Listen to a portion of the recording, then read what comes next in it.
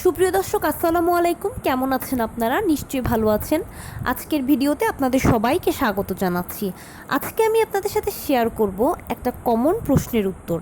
অনেকেই জানতে চান বা জিজ্ঞেস করেন বা এরকম একটা ধারণা পোষণ করেন যে অ্যামনিওটিক ফ্লুইড বা গর্ভের পানি যদি ঠিক থাকে তাহলে বাচ্চা সুস্থ আছে। এই ধারণাটা কিন্তু অনেকটাই ভুল। তাহলে সঠিক ধারণা কী বা সঠিক কথাটা কী সেটাই জানাবো। বাই দ্য ওয়ে, মূল ভিডিওতে যাওয়ার আগে একটা কথা বলি, আমি আমার চ্যানেলে pregnancy related, specially normal delivery related অনেক ইম্পর্ট্যান্ট তথ্য ভিডিও আকারে শেয়ার করে থাকি। এই তথ্যগুলো আমার পার্সোনাল এক্সপেরিয়েন্স ও আমার ডক্টরের সাজেশন থেকে নেওয়া। তাই আমার চ্যানেলটিকে যদি একবার আপনারা ভিজিট করেন তাহলে আপনারা আপনাদের প্রশ্নাতীত মনের অনেক প্রশ্নের উত্তর পেয়ে যেতে পারেন। আমন্ত্রণ জানাবো আমার চ্যানেলটিকে একবার ভিজিট করে দেখার। এবারে চলুন মূল আলোচনায় যাওয়া যাক। আমি শুরুতে বলেছি আজকে আলোচনা করব একটা কমন প্রশ্নের উত্তর বা একটা জিজ্ঞাসা, যে আপু নিশ্চয়ই অ্যামনিওটিক ফ্লুইড বা গর্ভের পানি ঠিক থাকলে বাচ্চা সুস্থ থাকে। না, এই ধারণাটা সঠিক নয়। তাহলে সঠিক ধারণা কি? দেখুন, গর্ভের বাচ্চার সুস্থতা একটা জিনিস, আবার অ্যামনিওটিক ফ্লুইড বা গর্ভের পানি হচ্ছে একটা জিনিস। পানির অপর নাম জীবন, এটা সাধারণ কথা, আমরা সবাই জানি। তেমনি গর্ভের পানি বা অ্যামনিওটিক ফ্লুইডও হচ্ছে একটা বাচ্চার জীবন। কীরকম? এটা বাচ্চাকে রোগ জীবাণু থেকে রক্ষা করে, বাহিরের ধুলোবালি থেকে রক্ষা করে। মানে এটা হচ্ছে বাচ্চার রক্ষা কবচ। আর সুস্থতা হচ্ছে একটা বাচ্চা সুস্থ থাকা। সেটা ডিপেন্ড করছে হচ্ছে আপনি তাকে কতটা পুষ্টিকর খাবার দিচ্ছেন।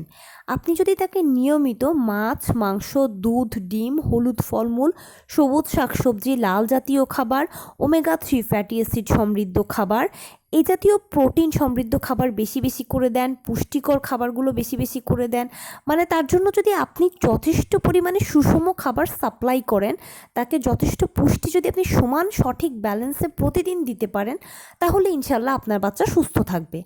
আর গর্ভের পানিটা ঠিকঠাক থাকা মানে হচ্ছে এটা আপনার বাচ্চার জন্য রক্ষা কবচ। এটা আপনার বাচ্চাকে সকল রোগ জীবাণুর হাত থেকে রক্ষা করবে। এটা এক ধরনের সুস্থতা, কিন্তু বেসিক্যালি সুস্থতা হচ্ছে আপনি বাচ্চাকে কতটা প্রোটিন বা পুষ্টিসম্মত খাবার যোগান দিচ্ছেন, সে কতটা পুষ্টিকর খাবার পাচ্ছে।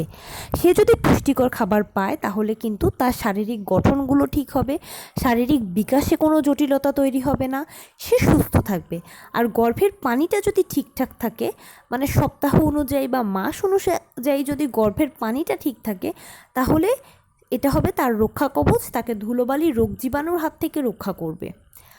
নিশ্চয়ই বুঝতে পারছেন তাহলে গর্ভের পানি ও বাচ্চার সুস্থতা দুটোর মাঝে পার্থক্য কী।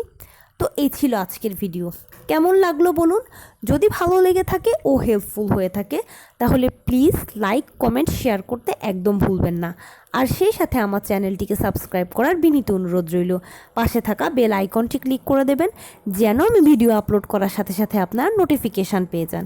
এছাড়া যদি কোনো আপনাদের প্রশ্ন থাকে আমাকে করবেন, আমি উত্তর দেওয়ার চেষ্টা করব। প্লাস যদি কোনো পরামর্শ থাকে যে কোন বিষয়ের উপরে ভিডিও বানালে আপনারা উপকৃত হবেন, জানাবেন, আমি সে মতে চেষ্টা করব। ভালো থাকবেন, সুস্থ থাকবেন। আসসালামু আলাইকুম।